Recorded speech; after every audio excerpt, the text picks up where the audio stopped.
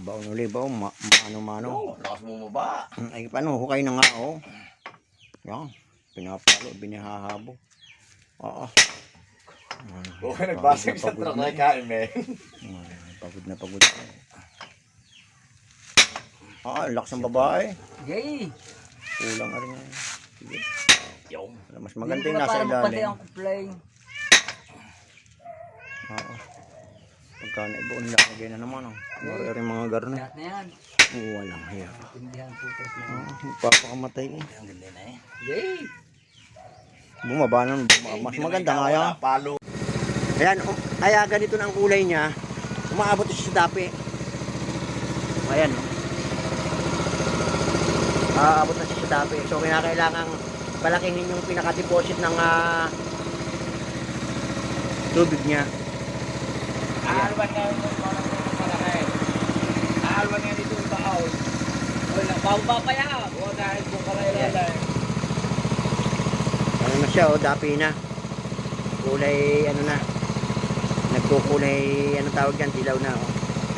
DIY namin ito, DIY. Ayan, ito na. Kalabasan ng mga bukang. Dahil ako na.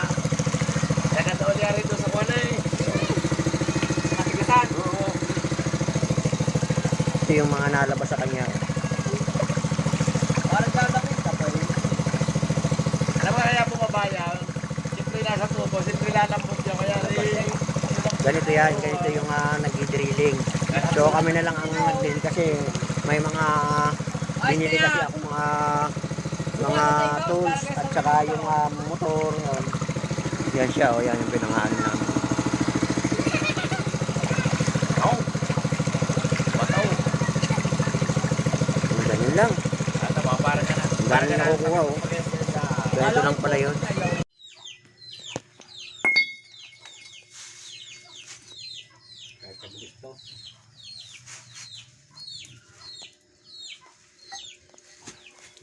Nakabot na ng gabi.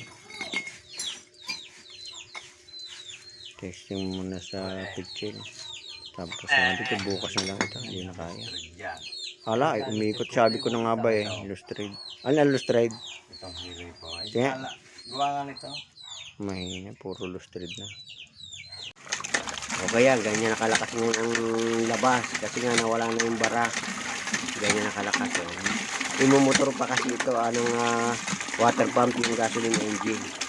O ganyan nakalakas. Ayos. Ang lakas. Sobra. Okay, maraming salamat.